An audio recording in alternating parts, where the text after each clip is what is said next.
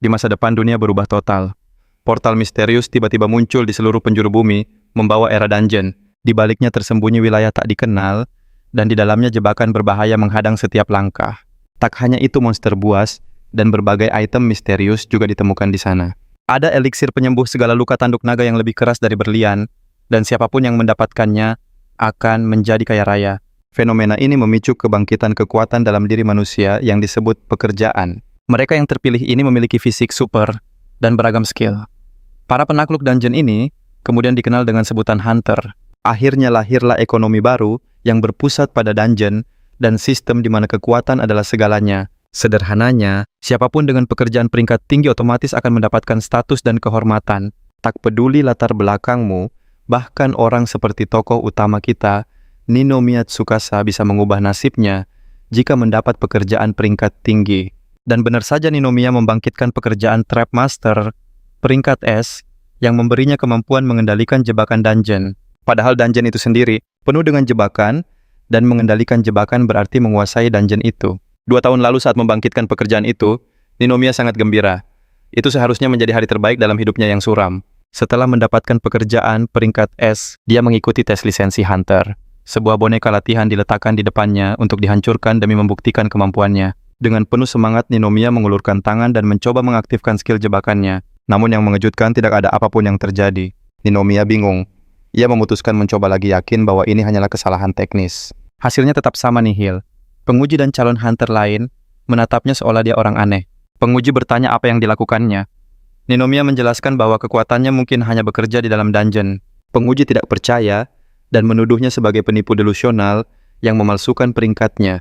Ninomiya berteriak berusaha meyakinkan sang penguji bahwa pekerjaannya benar-benar peringkat S. Tapi sia-sia karena tak ada yang bisa melihat jendela status orang lain. Karena putus asa, ia meminta penguji untuk mengujinya di dalam dungeon agar mereka yakin. Penguji menjawab bahwa dungeon sangat berbahaya, dan izin masuk hanya diberikan pada mereka yang punya bukti kekuatan. Itulah gunanya memiliki lisensi hunter. Ninomiya bertanya apa yang harus ia lakukan. Penguji menjawab bahwa menjadi hunter bukanlah satu-satunya pilihan. Sejak saat itu, mimpi Ninomiya menjadi hunter pun kandas. Ia justru menjadi samsak tinju bagi para hunter saat sesi latihan. Ninomiya menghadapi masa-masa sulit. Salah satu hunter yang menjadikannya samsak tinju adalah mantan teman sekelasnya, namanya Asanuma. Dia selalu melampiaskan frustrasinya di dungeon pada Ninomiya dengan dalih latihan. Asanuma sama sekali tidak percaya Ninomiya adalah peringkat S. Setiap kali Ninomiya mencoba menjelaskan, ia hanya menerima tendangan dan pukulan sebagai jawaban. Setelah sesi latihan, Ninomiya mengingatkan Asanuma tentang sebuah janji. Rupanya Asanuma berjanji akan memberinya izin masuk dungeon jika Ninomiya berhasil menahan pukulannya. Asanuma terkejut melihat keputusasaan Ninomiya dan memberitahunya bahwa ada satu tes terakhir. Dia mengeluarkan surat izin yang sudah ditandatangani, namun ia berkata ada harga yang harus dibayar. Izin itu akan jadi miliknya jika ia bisa menahan serangan Asanuma dan para hunter senior di ruangan itu. Ternyata para hunter itu adalah orang-orang yang sama yang dulu merundung Ninomiya di sekolah. Walaupun berbahaya, Ninomiya tidak punya pilihan lain. Dia sangat ingin masuk ke dalam dungeon. Ia pun akhirnya dihajar habis-habisan oleh Asanuma dan teman-temannya. Tapi dia tetap bertahan demi mendapatkan surat izin itu. Namun pada akhirnya Asanuma merobek surat izin itu. Dia bilang tidak akan membiarkan Ninomiya pergi dengan membawa harapan. Asanuma lalu menunjukkan niatnya untuk menghancurkan harapan terakhir yang dimiliki oleh Ninomiya. Didorong amarah, Ninomiya menerjang Asanuma, tapi sebilah pisau terhunus dan melukai tangannya. Asanuma dan komplotannya pergi sambil tertawa meremehkan impian Ninomiya untuk menjadi hunter. Saat itulah Ninomiya sadar dia telah ditipu mentah-mentah oleh Asanuma. Rupanya izin pengawalan bisa saja diberikan oleh seorang sponsor. Tapi warga sipil tak berkontribusi apapun di dungeon, dan semua risiko menjadi tanggungan sponsor. Itu adalah jalur mustahil, kecuali seorang miliarder iseng mau membiayai petualangan yang tak masuk akal. Walau tahu Asanuma takkan menepati janji Ninomiya, hanya bisa terus berharap. Karena sedikit saja kesempatan masuk ke dungeon hidupnya pasti akan berubah. Ninomiya berjalan pulang merenungkan nasibnya saat tiba-tiba dunia di sekelilingnya menjadi kacau. Ninomiya terperangah dalam sekejap sebuah gerbang muncul dan membawa kehancuran. Asosiasi Hunter segera menyiarkan peringatan darurat mengabarkan fenomena dungeon break di seluruh dunia. Dalam sebuah peristiwa yang mengejutkan, seluruh planet seakan telah menjadi dungeon monster, berkeliaran dan orang-orang berlari menyelamatkan diri. Awalnya kepanikan melanda Ninomiya, tapi kemudian dia sadar, mungkin takdir sedang tersenyum padanya. Keahliannya hanya berguna di dungeon, dan kini dunia adalah arenanya. Tanpa buang waktu, Ninomiya langsung mengaktifkan skill pemindai jebakan miliknya. Seperti dugaannya, semua lokasi perangkap terlihat jelas. Kebahagiaan Ninomiya meluap-luap. Ia gembira doanya terkabul, dan kekuatannya ternyata bukanlah hal yang sia-sia. Berkat ini, akhirnya dia bisa menjadi hunter, seperti yang selalu ia impikan. Meskipun jebakan dirancang untuk menyulitkan para hunter, Ninomiya tidak gentar karena ia tahu persis letak semuanya. Saat sedang memetakan jebakan, dia melihat monster berbaju zirah mengejar seorang ibu dan anaknya. Dia segera mengambil sebatang tongkat, yakin bisa mengalahkan monster itu dengan keahliannya. Keduanya berusaha lari, namun sang anak tersandung dan jatuh memisahkan mereka berdua. Monster itu melihat celah untuk menyerang, tapi tepat saat ayunannya turun, Ninomiya melompat menahannya. Semangat Ninomiya berkobar. Dengan percaya diri, dia berkata pada monster itu bahwa sebuah jebakan sudah menantinya. Monster itu mencoba menyerang, tapi Ninomiya dengan lincah menghindar dan berganti posisi. Dia lalu melempar tongkatnya ke arah monster, tapi sengaja meleset. Monster itu pun mengejeknya. Tanpa disadari, monster itu semua ini adalah bagian dari rencananya. Ada perangkap tepat di belakangnya. Dengan melempar tongkat itu, Ninomiya telah memicunya. Jebakan berupa pendulum kapak besi pun aktif. Sebuah bandul raksasa berayun siap menghantam mangsa di dalam jangkauannya. Sebelum monster itu sempat bereaksi, pendulum itu menghantamnya hingga tak berdaya. Ninomiya bersorak gembira. Akhirnya ia menemukan cara untuk melawan para monster menggunakan jebakan. Berkat aksi Ninomiya, ibu dan anak itu kembali bersatu. Namun segerombolan monster zirah lain muncul. Karena tak mungkin melawan semuanya, Ninomiya memutuskan untuk kembali memakai keahliannya. Tepat saat para monster itu berlari ke arahnya, dia memakai skill aktivasi jebakan. Sebuah batu besar jatuh dari atas dan menimpa mereka. Rupanya skill itu membuatnya bisa memicu jebakan tanpa perlu menyentuhnya langsung. Tapi ini menguras mana miliknya. Sebagai gantinya, level Ninomiya pun berhasil naik satu tingkat. Dia sadar makin tinggi levelnya, makin banyak skill yang bisa dipelajari. Ini adalah kesempatannya untuk memaksimalkan potensinya. Saat itu juga, sekelompok orang yang tadi bersembunyi sambil menonton aksinya, akhirnya keluar. Mereka memuji keberanian Ninomiya, mengiranya seorang hunter yang hebat. Mereka bertanya kemana harus pergi, dan Ninomiya mengaku bahwa dia bisa menemukan area aman untuk mereka. Pada dasarnya selalu ada zona aman di dalam dungeon, tempat di mana tidak ada monster maupun jebakan. Tapi tantangannya adalah menemukan di mana lokasi zona aman itu. Para warga sipil cemas, karena biasanya hanya tim ahli yang dikirim untuk misi seperti ini. Namun Ninomiya meyakinkan mereka untuk tenang, karena ini bukan masalah besar baginya. Ninomiya lalu meletakkan tangannya di tanah, mengaktifkan skill pemindai perangkap untuk melacak semua jebakan. Dengan kemampuannya, ia bisa mencari area yang sepenuhnya bebas dari perangkap yang merupakan zona aman. Ninomiya pun berhasil menemukannya. Ia menyuruh semua orang mengikutinya menuju Taman Higashikawa. Karena tidak ada orang lain yang bisa diandalkan, rombongan itu pun bergegas mengekor di belakang Ninomiya, yang membawa mereka ke tempat aman tanpa monster. Mereka bersorak gembira karena akhirnya selamat. Wanita dan anak tadi berterima kasih, tanpanya mereka tak akan bertahan. Tepat saat itu, Ninomiya justru berlari keluar dari zona aman kembali ke area berbahaya. Berkat skillnya, ia tahu kalau lokasi yang penuh jebakan biasanya menyembunyikan sesuatu yang berharga. Sambil berlari ke area itu, ia penasaran benda apa yang mungkin tersembunyi di sana. Ia menduga itu mungkin item tersembunyi yang kuat, dan akan sangat berguna jika ia berhasil mendapatkannya. Ninomiya hampir tiba di tujuannya saat ia tiba-tiba mendengar suara yang tak asing di belakangnya. Ninomiya menoleh dan rasa takut langsung menyelimutinya. Ternyata ia diikuti oleh Asanuma yang mengerikan. Asanuma menyeringai melihat ketakutan Ninomiya dan bertanya apakah ia juga sedang menghindari monster. Itu pasti alasannya, ia berakhir di tempat yang sama sekali tidak ada monster. Tanpa peringatan, Asanuma menerjang ke arah Ninomiya dengan tongkat di tangan siap untuk menyerangnya. Ninomiya berhasil menghindari serangan pertama dan berteriak menanyakan apa yang sedang Asanuma lakukan. Ia mengingatkan kalau ini adalah situasi darurat, bukan waktunya untuk mereka saling bertarung. Asanuma menjawab ia tidak peduli. Dunia sudah hancur, jadi hanya yang terkuat yang akan bertahan. Asanuma berkata, ia sekarang bebas menyingkirkan siapapun yang mengganggunya, karena yang kuatlah yang berkuasa. Dengan filosofi gilanya, Asanuma mengaku penasaran apakah mengalahkan manusia juga akan menaikkan levelnya. Tanpa keraguan, Ninomiya tahu kalau Asanuma sudah kehilangan akal sehatnya. Ia juga sadar gerakan Asanuma aneh, seolah-olah ia bisa melihat dan menghindari semua perangkap di sana. Asanuma menyadari kebingungan Ninomiya dan memutuskan untuk membeberkan rahasia kecilnya. Asanuma mengeluarkan sebuah alat, yaitu pencari perangkap, dan mengungkapkan bahwa benda itulah yang membantunya. Memang pencari perangkap itu tidak seakurat kemampuan pemindai milik Ninomiya, tapi itu cukup untuk mendeteksi jebakan di area terdekatnya. Terlebih lagi, alat yang dipegang Asanuma itu barang mahal, membuat Ninomiya heran bagaimana hunter rendahan bisa memilikinya. Asanuma terus menyombongkan diri, mengaku kalau ia baru saja mendapatkan item itu. Rupanya ia menjaranya dari toko perlengkapan Hunter di kota saat kekacauan mulai terjadi. Asanuma percaya dengan alat itu, ia pada dasarnya tak terkalahkan karena tahu semua lokasi jebakan. Terjebak dalam situasi ini, Ninomiya sadar satu-satunya cara adalah menyerang Asanuma secara tiba-tiba dengan skill aktivasi paksanya. Ternyata, ada sebuah perangkap di atas kepala mereka, dan Ninomiya langsung menggunakan skillnya untuk memicunya. Seketika sekumpulan batang baja melesat dari atas dan menghantam Asanuma. Asanuma jatuh berlutut, dan Ninomiya tersenyum lega. Tapi tiba-tiba, Asanuma bangkit kembali tanpa goresan sedikit pun. Asanuma tertawa licik menyadari kalau Ninomiya memang benar seorang master perangkap. Ninomiya tak percaya melihat ada percikan listrik di punggung Asanuma, yang menjadi tanda bahwa Asanuma memiliki perisai tak terkalahkan. Perisai tak terkalahkan adalah alat khusus yang menciptakan penghalang di sekitar tubuh Hunter, melindunginya dari bahaya. Dengan alat semacam ini, serangan yang sangat berbahaya bisa ditahan berkali-kali. Asanuma terus tertawa mengingatkan kalau ia menjara toko perlengkapan. Makanya ia punya pencari perangkap dan perisai tak terkalahkan. Asanuma menyatakan bahwa dengan kedua alat ini, ia akhirnya bisa masuk ke jajaran Hunter tingkat tinggi. Sebelum Ninomiya sadar, Asanuma sudah menerjang maju dan menendang perutnya dengan keras. Ninomiya ambruk ke tanah menahan sakit sementara Asanuma mengangkat tongkat untuk menghajarnya. Dia tertawa menggila menghantam Ninomiya sambil berteriak, "Inilah awal legendanya yang baru." Asanuma muak asosiasi meremehkannya hanya karena dia Hunter peringkat D. Dia butuh dungeon level tinggi untuk membuktikan kekuatannya.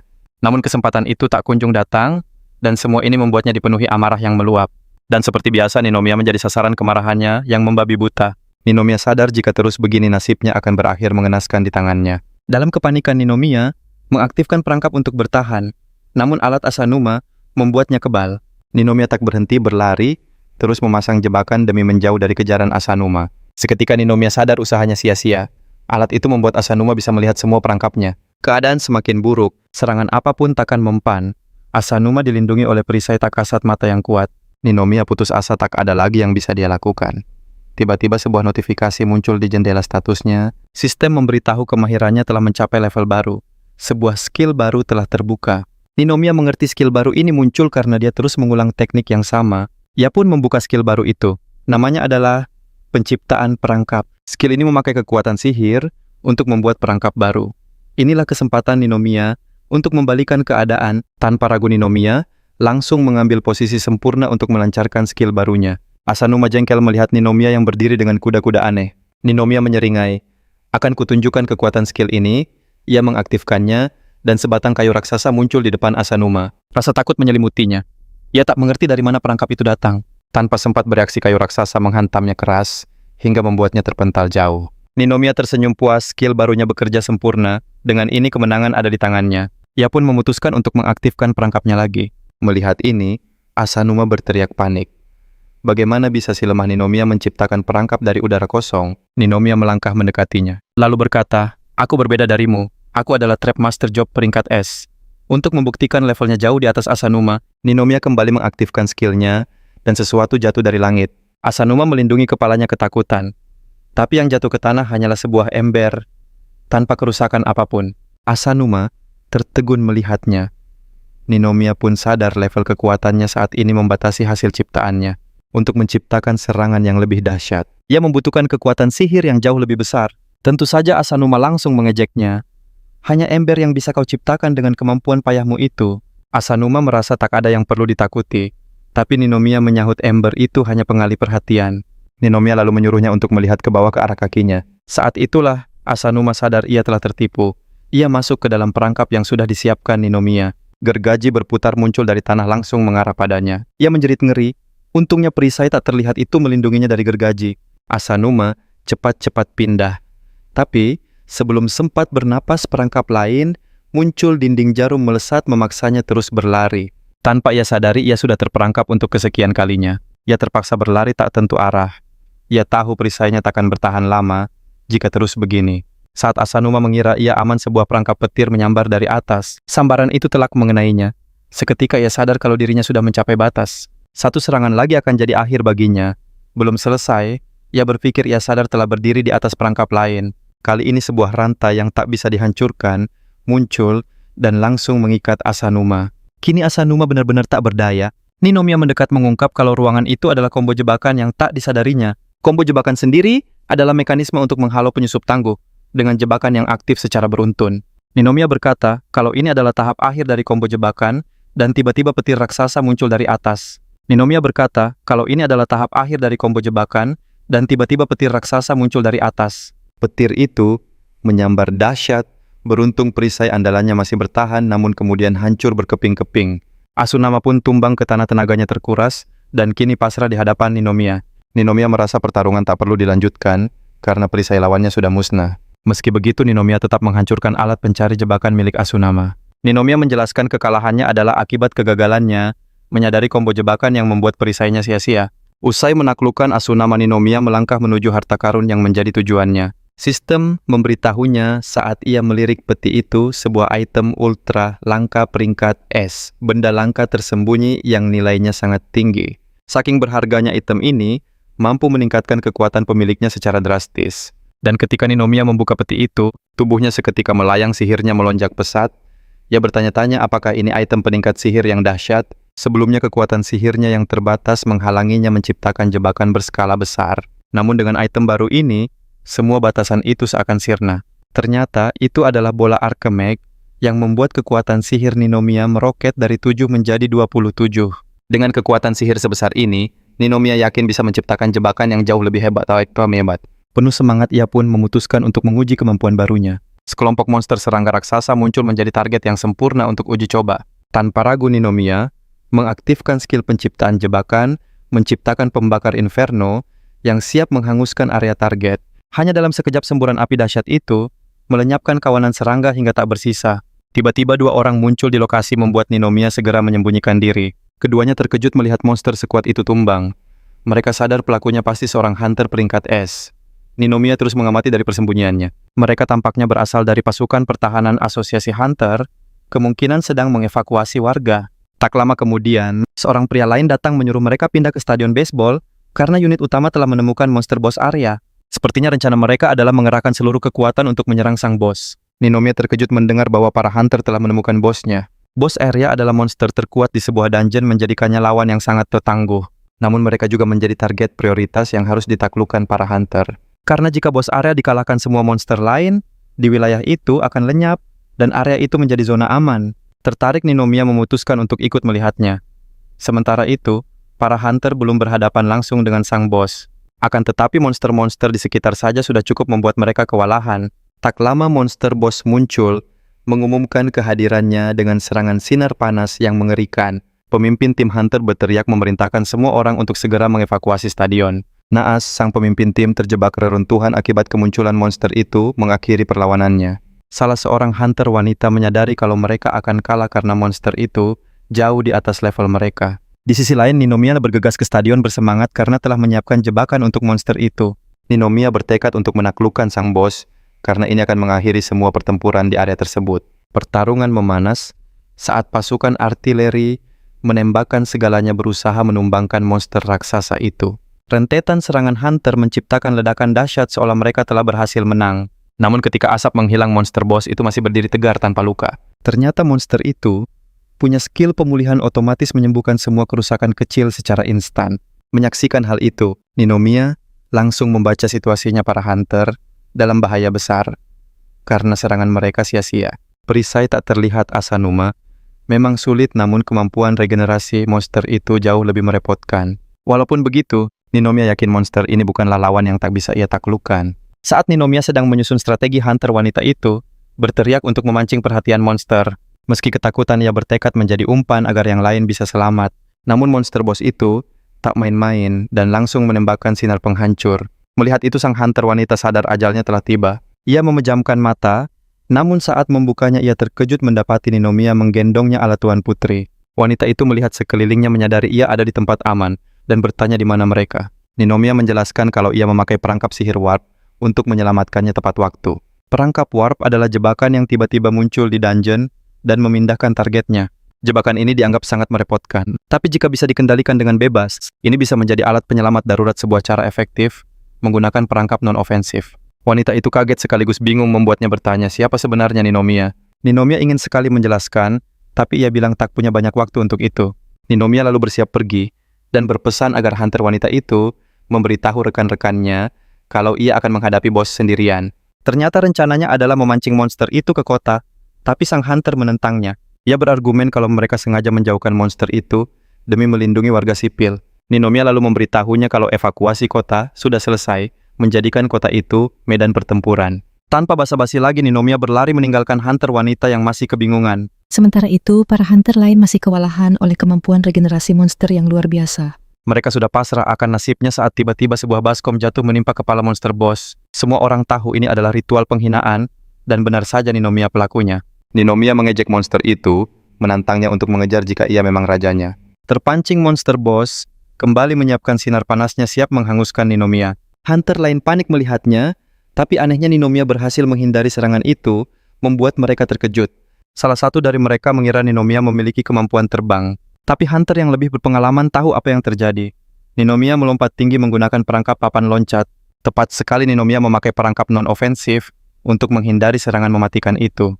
Ninomiya sadar ia bisa melompat dengan bebas di udara jika memakai perangkap itu sesukanya. Ninomiya terus mengaktifkan perangkap hingga ia berada tepat di atas monster boss untuk memprovokasinya. Begitu perhatian monster itu sepenuhnya tertuju padanya, Ninomiya melesat ke kota memancing monster itu agar masuk ke dalam perangkap khusus yang telah disiapkannya. Sesuai rencana monster boss itu, mengejarnya tanpa henti. Para hunter segera mengabarkan kalau monster itu telah mengamuk dan kini menuju ke gardu listrik.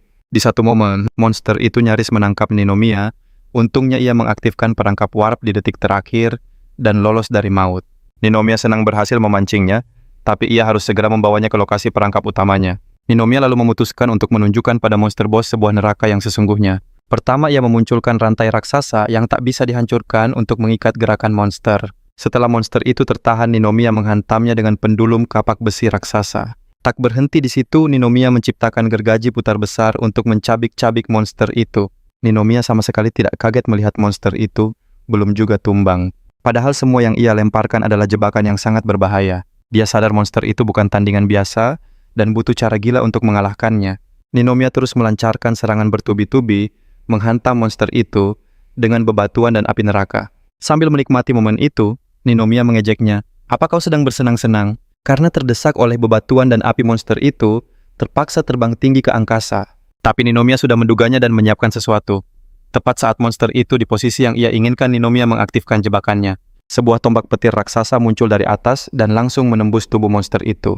Tombak petir itu adalah jebakan ofensif paling dahsyat di seluruh area ini. Dan Ninomiya sudah mengetahuinya sejak awal ia memindai jebakan setelah dungeon break terjadi. Dengan tombak petir menancap di tubuhnya monster itu, menyerang Ninomiya dengan putus asa. Tapi Ninomiya melompat menghindar.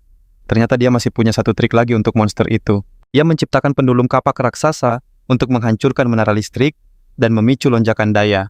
Ternyata, tombak petir yang menancap di tubuh monster itu adalah bagian dari rencananya. Tombak petir itu bereaksi dengan lonjakan daya menciptakan serangan pamungkas setingkat pembasmi bos. Monster itu menjerit kesakitan saat listrik bertegangan tinggi mengalir di sekujur tubuhnya. Tubuhnya seketika menjadi konduktor listrik dan hangus terbakar. Ninomiya tahu ini tak akan berhasil di dungeon biasa. Dia jujur mengakui takkan bisa melawan bos itu hanya dengan kekuatannya sendiri. Namun berkat menara transmisi di area itu, Ninomiya bisa menciptakan jebakan yang tak terduga. Ninomiya berkata pada monster itu bahwa nasibnya sudah tamat sejak awal. Dengan tumbangnya sang bos dungeon itu, akhirnya berhasil dibersihkan, dan level Ninomiya naik 4 poin. Ninomiya bangga bisa seorang diri menaklukkan dungeon setelah menderita selama 2 tahun terakhir. Selama 2 tahun ini, Ninomiya terus mengumpulkan pengetahuan tentang dungeon, meskipun saat itu ia tak punya kesempatan untuk memasukinya. Bahkan Ninomiya membuat keluarganya cemas, karena hanya mereka yang percaya padanya. Kakak dan ibunya mencoba melarangnya menjadi hunter, karena tahu betapa bahayanya. Tapi Ninomiya menolak, menegaskan bahwa ia tidak akan pernah menyerah. Kini setelah bos dikalahkan, Ninomiya mengalihkan perhatiannya ke markas asosiasi hunter. Dia masuk ke gedung pangkalan komunikasi yang nonaktif akibat dungeon break. Tapi setelah dungeon menghilang, Ninomiya yakin semua sistem komunikasi pasti sudah pulih. Dia menemukan ruang komunikasi dan dengan salah satu skillnya, ia berhasil membuka kunci pintu. Ninomiya terkesan dengan tata letak ruang komunikasi yang begitu rapi. Dia lega karena semua mesinnya tampak berfungsi. Ia mencoba mengakses kamera keamanan dan untungnya ia bisa masuk tanpa autentikasi sidik jari. Dia kemudian mereboot seluruh sistem untuk mengembalikannya ke kondisi normal setelah kegagalan komunikasi. Begitu sistem kembali online, pemindaian seluruh area dimulai. Info tentang area itu langsung terkumpul dan dianalisis. Terungkap bahwa dungeon yang baru saja ia selesaikan adalah dungeon peringkat A.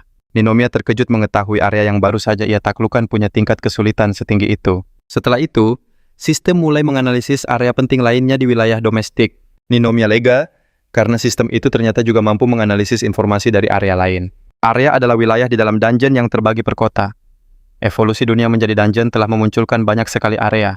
Ninomiya tak percaya sistem itu mencoba menganalisis, semuanya mengingat jumlahnya yang sangat banyak.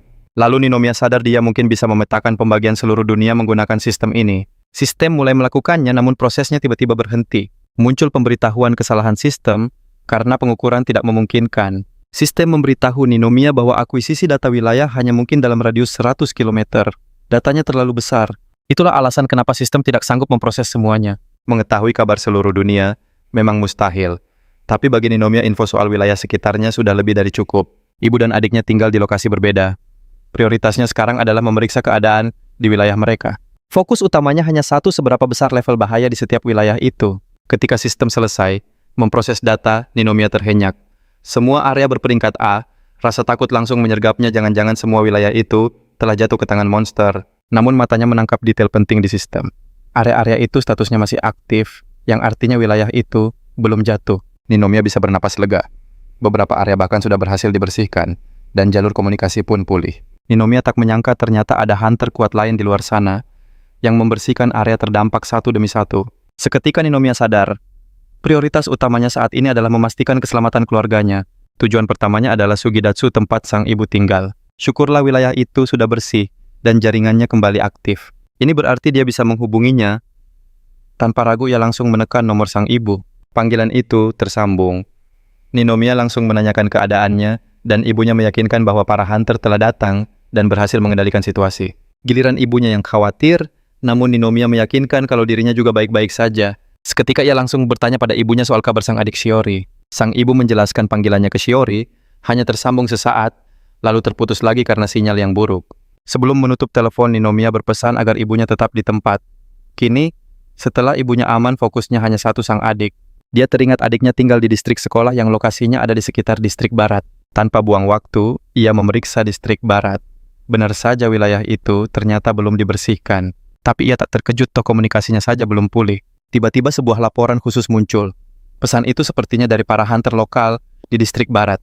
Mereka mengklaim telah menguasai distrik itu, meski bos monster masih aktif. Lewat video para hunter itu, menyatakan kemerdekaan mereka dari dunia luar. Mereka mengklaim semua warga distrik barat kini merdeka. Ninomiya tak percaya dengan apa yang ia lihat. Ini artinya, adiknya terjebak di sana. Tiba-tiba ia mendengar suara langkah mendekati pintu. Untuk menghindar, ia segera mengaktifkan skill perangkap lainnya. Dalam sekejap, tubuh Ninomiya melesat ke atap berkat skill lompatan kamuflase yang ia aktifkan. Ia lega berhasil lolos. Tapi di saat yang sama, ia sadar mana miliknya terkuras habis. Perangkap sampah adalah batas kemampuannya saat ini. Ia teringat bola itu telah meningkatkan status sihirnya. Artinya kapasitas mana maksimumnya juga bertambah. Sudah rahasia umum, memasang perangkap beruntun sangat menguras mana. Ditambah lagi pertarungannya dengan bos monster, membuat sihirnya nyaris kosong. Ninomiya pun bertekad. Ia harus lebih giat menaikkan level dan memperbesar kapasitas mananya. Tepat saat itu, sebuah panggilan masuk. Dari adiknya, Ninomiya berdoa dalam hati agar gadis itu baik-baik saja. Ia segera mengangkat telepon, tapi sinyal yang buruk membuatnya sulit mendengar suara sang adik. Ninomiya cemas bertanya apa dia baik-baik saja, dan Shiori menjawab kalau keadaannya aman. Ia meminta Ninomiya tidak khawatir karena dia aman. Namun belum selesai, ia bicara panggilannya tiba-tiba terputus. Ninomiya sangat bingung. Area itu belum dibersihkan, tapi adiknya bilang kalau semuanya aman. Ini aneh. Terlebih lagi pesan dari para hunter sebelumnya terasa sangat mengganjal. Mempertimbangkan semua kejanggalan ini, Ninomiya sadar ia tak bisa membiarkan adiknya sendirian. Ia memutuskan untuk pergi sendiri. Tapi sebelum itu, ia harus mengisi kembali mananya yang habis. Ia pun menyelinap ke gudang logistik di pusat evakuasi dan mengambil beberapa botol ramuan pemulih mana. Ramuan itu memang untuk para hunter, jadi Ninomiya merasa tak ada salahnya ia mengambil beberapa. Lagi pula, ia berjanji akan membayarnya kembali nanti. Begitu menenggak ramuan itu, mananya pulih seketika. Ninomiya tersenyum puas, masalah mana sudah teratasi. Namun tantangan berikutnya adalah perjalanan ke distrik barat. Dari lokasinya sekarang ia harus melewati dua area berbahaya, distrik Kawabi dan Iwaya. Dan yang lebih parahnya lagi, kedua wilayah itu statusnya masih belum dibersihkan. Sudah pasti ini akan menjadi perjalanan yang dipenuhi pertarungan melawan para monster. Tapi ia tak punya pilihan lain. Pertanyaannya sekarang, mampukah ia melewati dua area itu Dengan kekuatannya saat ini, melawan monster boss sendirian lagi, itu ide buruk mananya bisa terkuras habis. Satu-satunya cara adalah meningkatkan kapasitas mana miliknya. Sambil terus maju, Ninomiya bertekad untuk menaikkan level kemampuannya. Maka dimulailah misi pertamanya sebagai hunter menaklukkan dungeon ini. Ternyata monster bisa menyusup ke area aman menjadikannya pertarungan tanpa akhir. Tak lama Ninomiya sampai di distrik Kuabi. Dia bersiaga monster bisa menyerang kapan saja. Di sana dia berpapasan dengan dua pria yang sepertinya juga hunter. Mereka mendekatinya bertanya soal item langka karena ada monster di depan. Dengan tenang Ninomiya menjawab tak punya apa-apa. Tepat saat itu, salah satu pria itu langsung mengancamnya dengan senjata cakar tajam. Niat mereka jelas merampas semua miliknya. Serangan mendadak Ninomiya nyaris saja terkena. Lolos dari serangan itu, Ninomiya langsung sadar. Mereka adalah bandit. Saat mereka menyerang lagi, Ninomiya mengaktifkan skill. Sebuah beban besar menimpa keduanya. Keduanya tak berdaya. Kini, Ninomiya harus memutuskan menghabisi mereka atau tidak. Dia bertanya-tanya, apakah akan ada poin jika mengalahkan manusia? Kemungkinannya ada. Artinya dia harus waspada pada hunter yang menjadi buas. Ninomiya memutuskan targetnya hanya monster. Dia punya sebuah rencana cerdik untuk itu. Tak lama Ninomiya menemukan gerombolan monster yang sedang mengacau. Ninomiya lalu memakai boneka peluit, suaranya dirancang untuk memancing para monster. Sesuai dugaan, para monster langsung mengerumuni boneka itu. Tapi Ninomiya kurang puas. Hanya 4 monster ini belum cukup untuk rencananya. Meski begitu, perangkap kurungan diaktifkan. Setelah mereka terjebak, inilah saatnya mencoba skill baru. Dia mengeluarkan skill cermin salinan, sebuah cermin pengganda monster. Biasanya ini adalah perangkap yang sangat berbahaya. Tapi dengan monster yang terjebak ini, jadi cara sempurna untuk rencananya. Sesuai harapannya, para monster terus bertambah banyak di dalam kurungan. Ninomiya menunggu sampai kurungan itu penuh sesak. Semakin banyak monster, semakin besar EXP yang didapat. Rencananya adalah menghabisi mereka, sekaligus untuk naik level secara drastis. Saat kurungan penuh, Ninomiya mengaktifkan skill beban bencana. Sebuah beban raksasa muncul menghantam dan melenyapkan semua monster itu. Ninomiya bangga atas idenya. Dia menamainya kubus pengalaman, cara jitu mengalahkan ratusan monster. Tak disangka, kenaikan level yang dia dapatkan sangat dahsyat. Bahkan dia memperoleh skill baru. Skill baru itu dominasi, perangkap kemampuan untuk mengendalikan monster yang terjebak. Wajah Ninomiya berbinar penuh takjub. Artinya dia bisa menjadikan monster sebagai sekutunya. Sebuah kekuatan yang luar biasa. Tepat saat itu, dia melihat monster yang selamat. Ini kesempatan sempurna untuk mencoba skill barunya. Tanpa ragu dia mengarahkan skillnya pada monster yang terluka itu. Tapi sungguh aneh, mantranya justru terpental kembali. Dia sempat bingung lalu tersadar. Skill itu hanya bekerja pada monster perangkap, bukan monster biasa. Karena monster itu tak berguna lagi, Ninomiya menyudahinya dengan pedangnya. Baiklah, Ninomiya memutuskan untuk memindai area sekitar, lalu lanjut mencari adiknya. Dia menyentuh tanah memindai area dengan skillnya. Tiba-tiba dia merasakan area padat perangkap. Pasti ada sesuatu yang penting di sana. Saat diperiksa lebih dekat, ternyata bangunan itu adalah sebuah museum. Dan di bawah museum itu, tersembunyi lorong bawah tanah yang panjang. Berbekal penemuan ini, Ninomiya tahu tujuannya berikutnya adalah museum. Sebuah danau besar sempat terlihat, namun tatapannya lurus tertuju pada museum di kejauhan.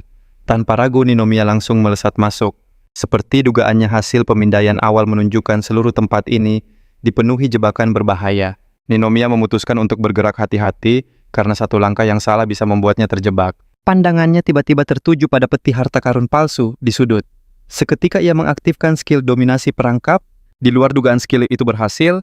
Senyum puas terukir di wajah Ninomiya, instingnya memang tidak pernah salah. Monster itu ternyata berjenis mimik makhluk yang menyamar sebagai peti harta karun untuk menyergap siapa saja yang lengah. Sebuah karakteristik yang membuatnya jauh lebih licik dari monster biasa. Tentu saja Ninomiya sudah tahu keberadaannya berkat pemindaian awal.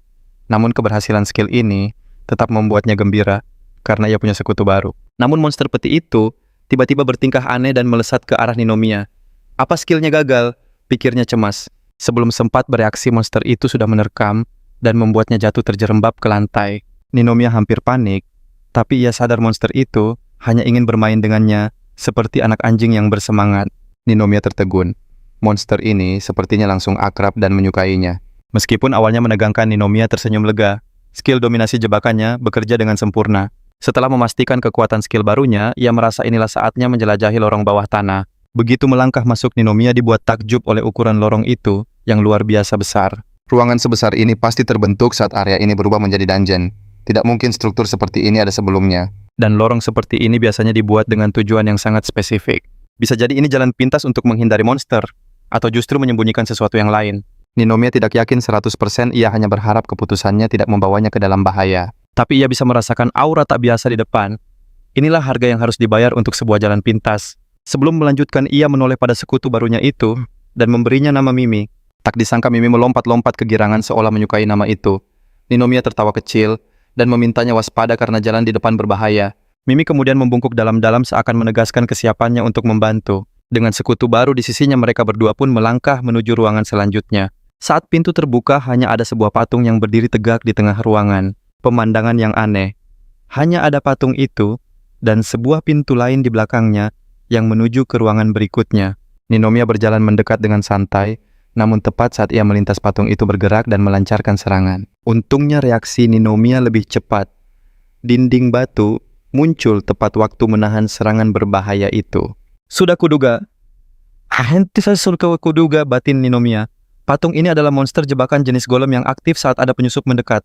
Hasil pemindaiannya sebelum masuk memang sudah mendeteksi keberadaan monster kuat di ruangan ini, karena skill dominasi tidak bekerja pada benda mati. Ninomiya sengaja memancingnya agar monster itu menunjukkan wujud aslinya. Dan sekarang patung golem itu bergerak mengejar Ninomiya tanpa henti. Golem itu muncul tiba-tiba di belakangnya, tebasannya nyaris mengenai Ninomiya, namun ia berhasil menangkisnya lagi. Kekuatan serangan itu membuat Ninomiya terpaksa melompat mundur. Monster ini ternyata sangat kuat. Bukan hanya kuat tapi juga sangat cepat. Gerakannya tak terduga selalu mengincar titik buta Ninomiya. Benar saja golem itu kembali muncul di belakangnya. Tapi Ninomiya sudah siap dan berhasil menahan serangan itu. Seketika Ninomiya tersadar. Tidak ada gunanya melawan secara langsung karena monster ini adalah jenis jebakan. Itu artinya ia bisa menggunakan skill dominasi jebakan untuk menjadikannya sekutu. Tanpa ragu Ninomiya melancarkan sihirnya, serangan pertama mendarat telak di kepala golem itu. Namun tidak ada reaksi sama sekali. Ninomiya bingung. Apa sihirnya gagal berfungsi? Kemudian ia sadar bukan sihirnya yang gagal, tapi level skillnya masih terlalu rendah. Berbeda dengan Mimi yang levelnya rendah, golem ini butuh usaha lebih untuk ditaklukkan. Rencananya pun jelas, terus serang golem ini dengan mantra dominasi jebakan, sampai monster itu tunduk padanya. Satu serangan sihir lagi pun dilepaskan. Namun serangannya kali ini meleset, patung itu bergerak terlalu lincah. Seketika ia sadar serangan pertamanya hanyalah keberuntungan. Tapi Ninomiya tidak menyerah. Jika ia bisa membaca pola gerakannya, pasti ada celah untuk menyerang. Patung itu mendadak lenyap. Dengan sigap Ninomiya memasang perangkap berharap bisa memancingnya keluar. Tiba-tiba patung itu muncul tepat di belakangnya. Saat hendak menebas perangkap, Ninomiya pun aktif. Air menyembur membasahi patung itu. Namun hal itu justru membuatnya semakin murka. Dengan amarah, patung itu mengayunkan pedangnya secara membabi buta ke arah Ninomiya. Ninomiya berhasil menghindar. Ia bisa melihat tatapan patung itu jauh lebih ganas dari sebelumnya. Tapi air itu memberinya keuntungan, jejak basah di lantai, membuat pergerakannya terbaca. Ninomiya pun mulai membidik targetnya. Ninomiya terus melancarkan jurus andalannya, bertekad menaklukkan patung itu dan menjadikannya rekan. Meski usahanya belum membuahkan hasil, Ninomiya tak goyah. Tekadnya untuk merekrut patung itu sudah bulat. Di sisi lain, Mimi bersembunyi dengan cemas. Ia sangat khawatir dengan keselamatan Ninomiya. Ninomiya tersentak, mananya hampir habis. Ini berarti ia hanya punya satu kesempatan terakhir. Keraguan mulai menyelimutinya. Apakah ia sanggup melakukannya dengan sisa kekuatannya? Tepat pada saat itu, patung tersebut berlari kencang ke arahnya. Tak ada pilihan lain.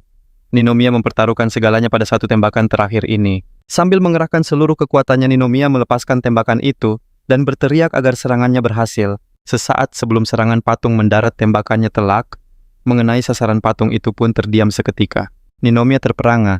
Ia tak percaya dengan apa yang dilihatnya. Mungkinkah jurusnya berhasil? Aura permusuhan dari patung itu sirna. Ninomiya pun yakin mantranya benar-benar telah bekerja. Tiba-tiba patung itu berlutut di hadapan Ninomiya. Ia memanggilnya Tuan dan memohon maaf atas tindakannya. Ninomiya terkejut, monster ini bisa bicara. Ini pasti monster spesial yang bisa berkomunikasi. Ninomiya pun memerintahkannya untuk menunjukkan wujud aslinya. Di luar dugaan, ia melepas helmnya memperlihatkan rambut putih indah dan wajahnya yang menawan. Saat ditanya siapa dirinya, ia menjawab bahwa ia bukanlah siapa-siapa. Ia hanyalah seorang pelayan tanpa nama, dan Ninomiya harus memberinya nama agar ia bisa terus mengabdi. Melihat penampilannya, Ninomiya menamainya Jin. Jin menerima nama itu dengan penuh rasa terima kasih. Setelah ritual selesai, Mimi langsung menghampiri Jin, seolah ingin menunjukkan siapa seniornya. Jin dengan sigap meyakinkan bahwa ia tak berniat merebut posisinya sebagai senior dalam tim. Bahkan Jin mengaku kalau ia sangat menantikan bimbingan dari Mimi. Ninomiya hanya bisa terheran-heran. Ternyata para monster juga punya hierarki senioritas. Ninomiya mengajak mereka lanjut, tapi Jin menahannya. Ternyata mereka akan menghadapi bos Arya. Jin menjelaskan bos Arya yang tadinya tertidur kini telah bangkit kembali. Ninomiya terkejut mendengarnya dan meminta penjelasan lebih lanjut. Ternyata Jin adalah penjaga gerbang dungeon ini. Pertarungannya tadi telah membangkitkan sang bos. Jin menegaskan pertarungan ini tak bisa dihindari. Jalan keluar satu-satunya adalah dengan mengalahkan bos Arya. Ninomiya tak percaya bahwa pertarungan melawan bos Arya adalah sebuah keharusan. Ia sadar telah salah perhitungan. Rute yang ia kira paling mudah ternyata adalah jebakan. Tanpa pikir panjang, Ninomiya langsung mengajak mereka untuk kembali ke permukaan. Namun Jin memberitahunya bahwa hal itu mustahil dilakukan. Jin menjelaskan pintu keluar sudah tak bisa dibuka lagi.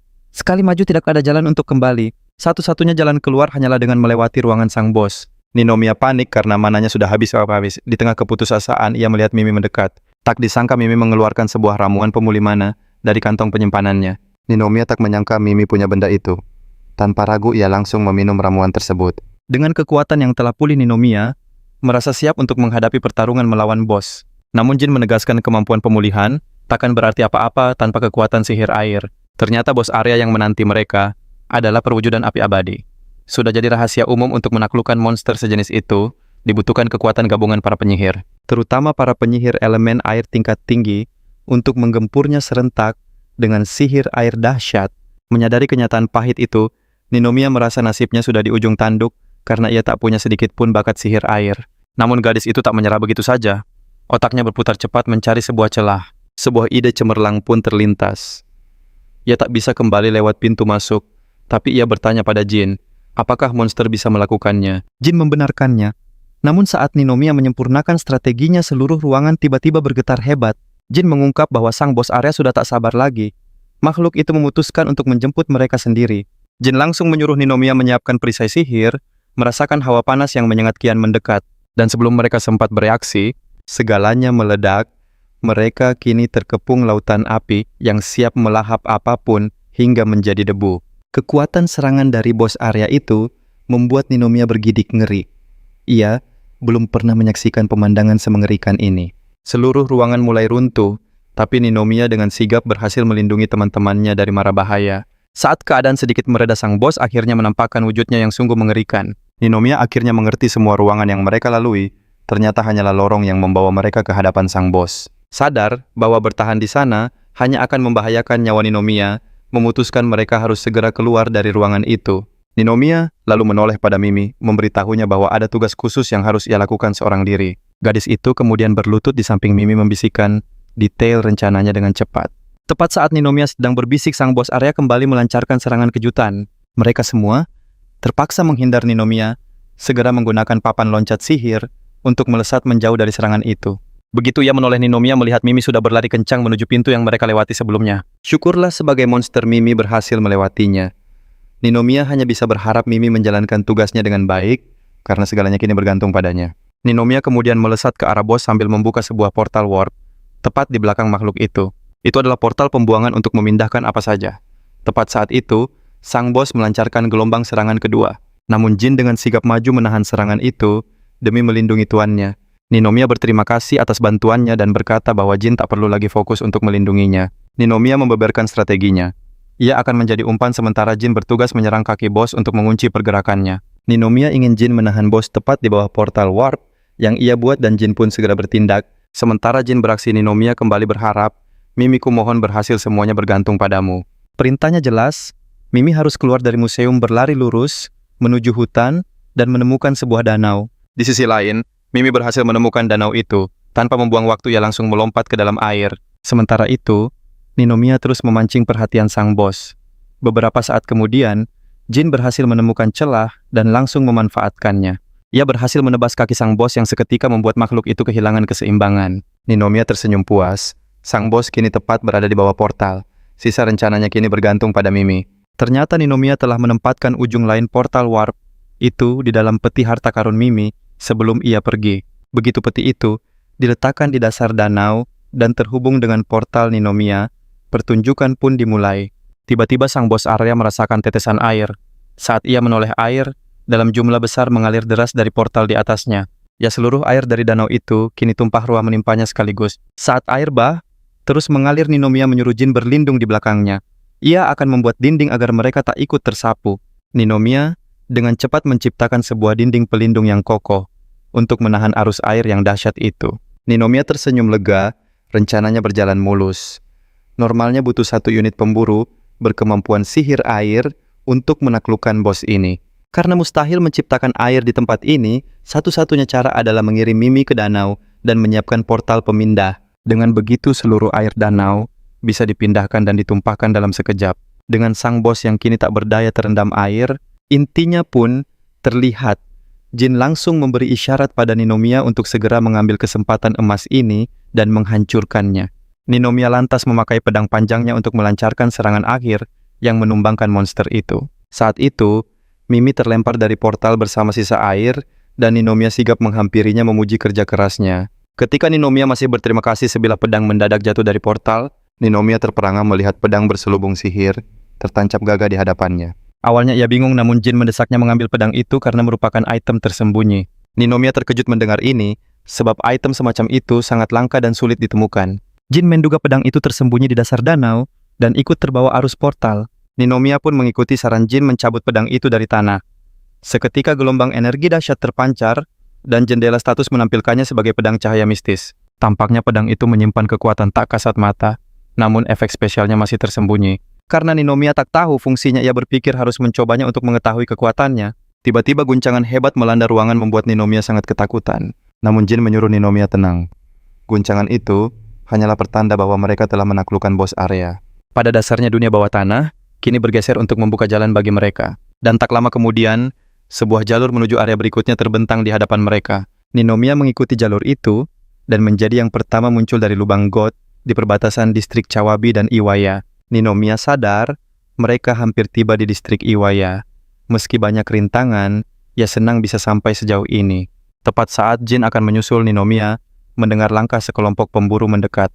Ia cepat-cepat menyuruh Jin kembali ke bawah karena tak ingin para pemburu melihatnya bersama monster. Para pemburu itu segera tiba dan langsung menuntut penjelasan atas apa yang ia lakukan di tempat berbahaya itu. Ninomiya hanya menggaruk kepalanya yang tidak gatal dengan bingung. Namun sekilas ia sadar kelompok itu adalah tim penyelamat dari asosiasi. Tiba-tiba sebuah suara menyuruh mereka tenang. Pria itu melangkah maju sambil fokus menatap tabletnya. Dan betapa terkejutnya dia saat tahu bahwa Ninomiya adalah pemburu lepas kelas S yang seorang diri mengalahkan bos Arya. Pria itu gembira telah menemukan Ninomiya dan tanpa basa-basi langsung memberikan penawaran. Ia mengajaknya untuk bergabung dengan pasukannya agar mereka bisa bekerja sama. Ia bisa memakai wewenangnya untuk menyelesaikan pendaftaran Ninomiya saat itu juga. Mata Ninomiya berbinar gembira mendengarnya. Inilah kesempatan yang telah ia nantikan bertahun-tahun. Anehnya Ninomiya justru menolak tawaran itu, membuat semua pemburu terkejut. Ketua tim bingung namun percaya Ninomiya punya alasan tersendiri dan mempersilakannya bertindak sendiri. Namun ia memperingatkan adanya pemburu ilegal yang membuat onar di distrik Awaya. Meskipun Ninomiya pernah bertemu orang seperti ini, cara pria itu mengatakannya terasa mengganggu. Ini menjadi sinyal bagi Ninomiya untuk tetap waspada jika terjadi sesuatu yang buruk. Setelah para pemburu pergi, Ninomiya memberi isyarat pada Jin dan Mimi bahwa mereka boleh keluar. Jin lantas bertanya pada Ninomiya, apakah ia yakin telah membuat pilihan yang tepat? Ninomiya menjawab bahwa ia sudah tak tertarik lagi mendaftar sebagai pemburu resmi. Baginya dunia sudah terlanjur hancur, dan status seperti itu tidak lagi penting. Selain itu, dalam kondisi seperti ini, ia belum siap untuk mempercayai siapapun. Ninomiya berkata pada Jin bahwa ia tidak butuh mereka karena ia sudah memiliki teman-temannya. Ia menyebut Jin dan Mimi sebagai rekan paling andal yang ia harapkan. Ini membuat keduanya tersipu malu. Beberapa saat kemudian, mereka tiba di distrik Iwaya, dan Ninomiya memutuskan memindai area itu sebelum bergerak. Ninomiya mengaktifkan keahliannya, dan terkejut saat menemukan sinyal aneh di lokasi yang ditandai membuatnya penasaran.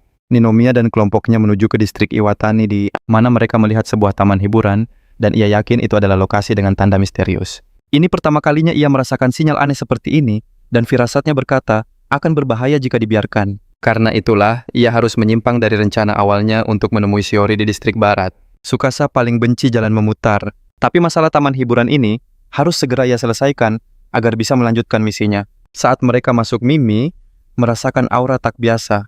Firasatnya menuntun Tsukasa pada sebuah benda aneh di hadapan mereka. Dia mendekati sebuah plakat peringatan jangan disentuh.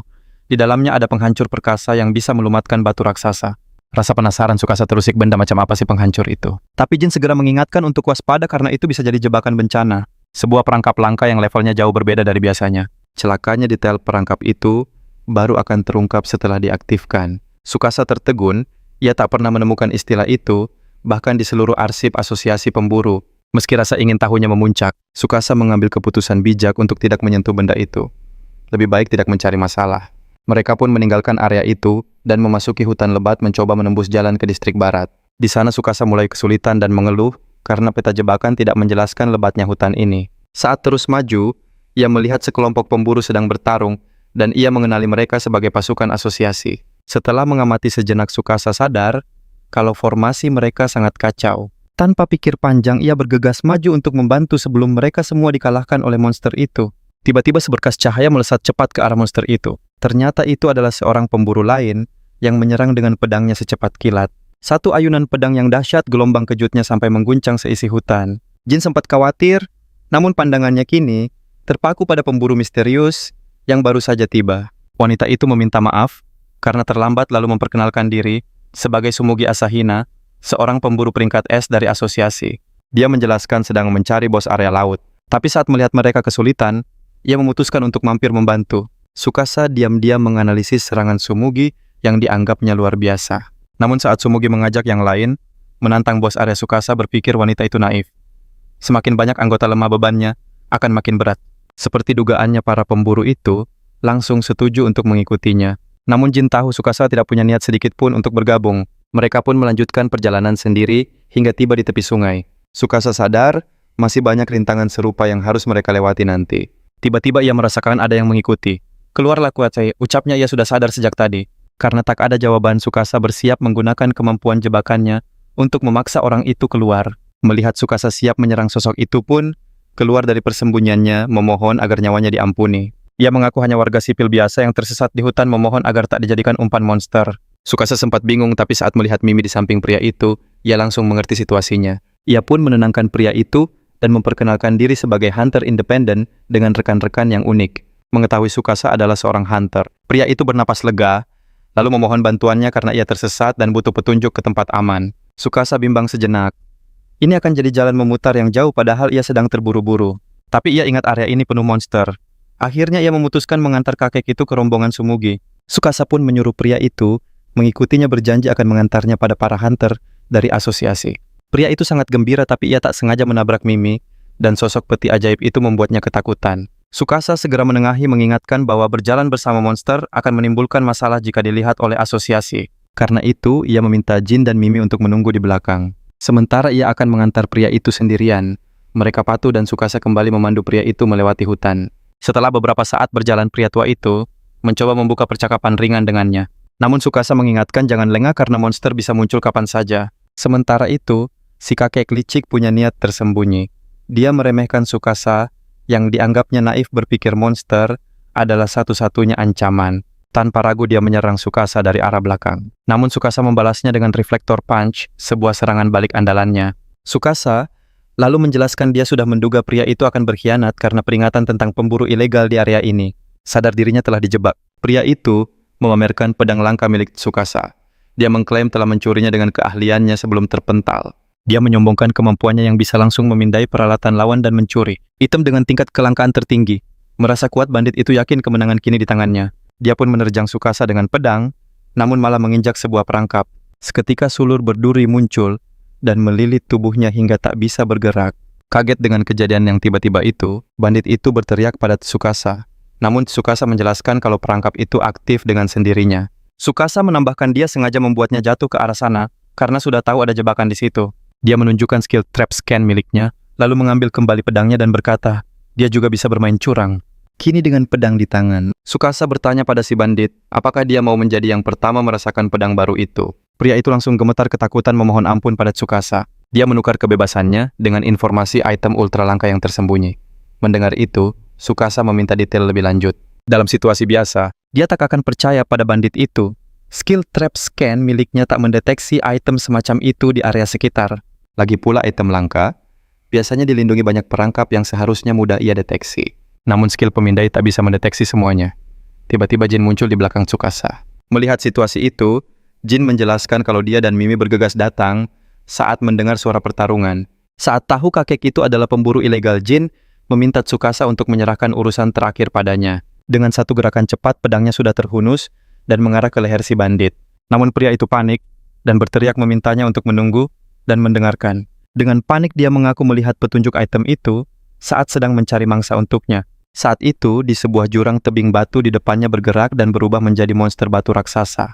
Tsukasa bingung apa hubungannya monster itu dengan item tersembunyi. Bandit itu berseru monster sebesar itu pastilah penjaga dari item yang tersembunyi. Tsukasa ragu mungkin bandit itu hanya mengarang cerita. Jin pun setuju berbahaya mempercayai orang licik.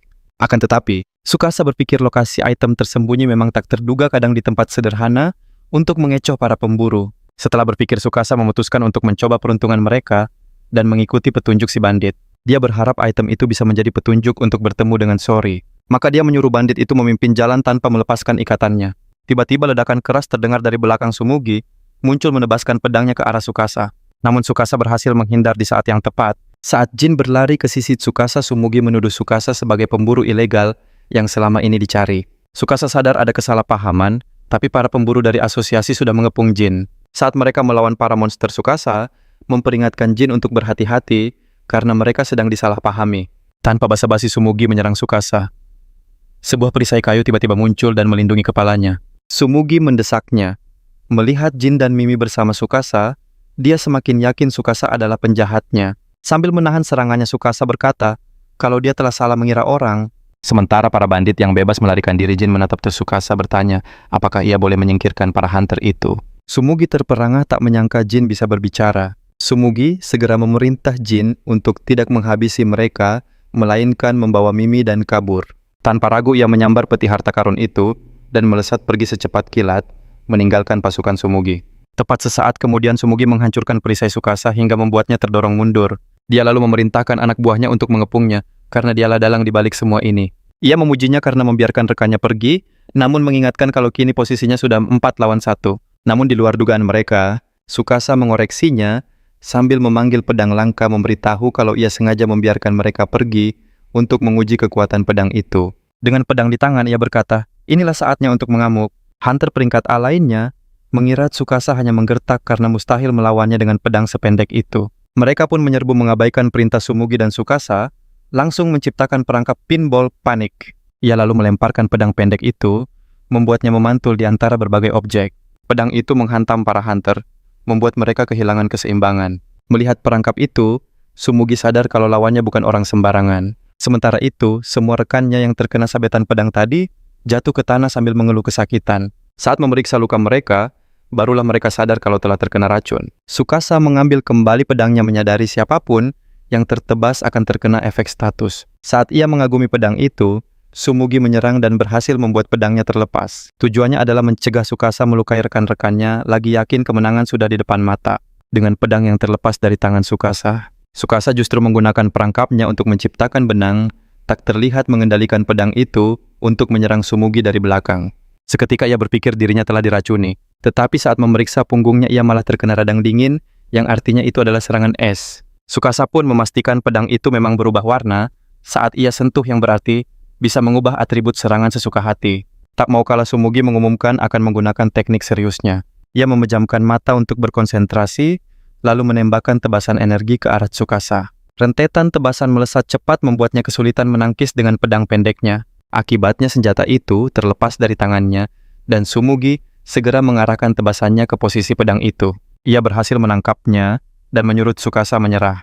Namun yang mengejutkan, pedang itu berubah jadi ranting dan menciptakan kabut tebal. Di saat itulah Tsukasa menerjang maju dan menebasnya saat ia lengah. Ia lalu menjelaskan kalau pedang yang asli sejak tadi ada di tangannya. Lain kali jangan tutup matamu saat melawanku nih, nasihatnya. Kau memberiku kesempatan untuk memasang perangkap. Sumugi yang keras kepala mencoba melawan, tapi ia langsung jatuh berlutut tak bisa bergerak. Tsukasa memberitahunya kalau ia telah terkena efek kelumpuhan. Ia kemudian menyarankan agar Sumugi dan rekan-rekannya meminum ramuan pemulihan untuk luka mereka. Terkejut, Sumugi bertanya kenapa ia menunjukkan belas kasihan dengan tidak menghabisi mereka. Tapi Tsukasa menjelaskan ia tak berniat mencuri atau menyingkirkan mereka, hanya ingin mengakhiri pertarungan tak berarti ini. Ia menghampirinya dan menegaskan kalau dirinya bukanlah seorang hunter ilegal. Barulah saat itu Sumugi percaya. Ia pun meminta maaf atas kesalahpahaman yang terjadi dan mereka berdamai. Tiba-tiba tanah bergetar hebat dan sesosok monster batu raksasa menyerang ke arah mereka. Melihatnya, Tsukasa langsung bertanya-tanya, mungkinkah ini monster yang dibicarakan para bandit tadi? Sumugi memberitahunya kalau itu adalah bos area monster yang selama ini ia dan timnya cari. Sensornya pun mengonfirmasi hal itu, menyebut monster itu sebagai bos area ilegal. Dari sudut matanya, ia melihat hunter ilegal itu kabur. Sialnya sang monster juga melihat pria itu. Brak tanah dihantam begitu keras hingga retak membuat hunter ilegal itu jatuh tersungkur. Sukasa langsung muncul dari portal warp di hadapannya dan menuntut sebuah penjelasan. Setelah diancam kakek tua itu, mengakui bahwa monster itu nyata dan kali ini dialah yang sengaja membangunkannya. Rencananya adalah membuat monster itu mengamuk dan mengejar Sukasa beserta rekan-rekannya. Namun perhitungannya meleset monster itu justru berbalik dan malah mengejarnya. Sukasa marah besar menuduh pria itu sudah tahu kalau monster ini adalah bos area. Tapi sebelum interogasi berlanjut, monster batu itu menyerang Tsukasa dengan sigap melompat menghindar. Di tengah kekacauan itu, Sumugi mencoba mundur bersama timnya, namun monster itu melihat mereka dan bersiap menyerang. Untungnya sihir jebakan Sukasa menjatuhkan ember ke kepala monster itu, membuatnya marah dan teralihkan. Melihat Sukasa memancingnya, Sumugi terkejut. Sukasa pun berlari ke hutan, dikejar oleh monster raksasa itu. Semua sesuai rencana Sukasa. Senang para hunter yang terluka bisa memulihkan diri selagi dia menjauhkan monster itu. Saat dia mencari arena bertarung yang pas, Jin dan Mimi justru sedang asik bersantai di tepi sungai. Jin baru saja bercerita pada Mimi soal suara gemuruh aneh yang dia dengar sebelumnya. Tiba-tiba monster itu muncul di depan mereka dan terlihat Sukasa sedang berpegangan erat padanya. Melihat anggota partainya Tsukasa, langsung berteriak memerintahkan mereka bersiap untuk mengalahkan bos area bersama. Pertarungan ini tak terhindarkan lagi karena makhluk itu sudah mengunci Sukasa sebagai targetnya. Saat Sukasa bingung cara menembus tubuh keras itu, tebasan dahsyat menghantam sang monster Sumugi, dan para hunter telah kembali. Sukasa memanggil nama Sumugi mengajak mereka untuk bertarung bersama-sama. Sukasa kaget, tapi Sumugi menjelaskan bahwa berkat dialah mereka semua bisa pulih dan siap bertarung lagi. Sadar namanya dikenali, Sukasa bertanya bagaimana. Sumugi pun menunjukkan profilnya, mengungkap bahwa dialah sang penakluk bos area seorang diri. Dia meminta maaf karena tak mengenalinya lebih awal, lalu memperkenalkan dirinya dengan hormat. Kemudian salah satu rekannya melaporkan bahwa serangan tebasan mereka sama sekali tidak mempan. Mendengar informasi itu, dia bertanya pada Tsukasa, apakah dia punya rencana karena strateginya pasti jauh lebih hebat dari mereka. Dengan itu dia memohon petunjuknya dan mereka semua siap mempertaruhkan segalanya dalam pertarungan ini. Tsukasa terkejut melihat kesungguhan mereka. Walau baru kenal Tsukasa bertanya-tanya apakah Sumugi ini nekat atau memang orang yang sangat baik. Tapi itu tak penting. Dengan kekuatan gabungan ini, secercah ide cemerlang muncul di benaknya. Namun dia butuh kepastian apakah mereka bersedia mengikuti semua perintahnya tanpa terkecuali. Setelah Sumugi meyakinkannya, para hunter lain pun mengikuti keputusan pemimpin mereka. Mereka pun mempererat genggaman senjata, siap memasang perangkap untuk mengalahkan monster itu.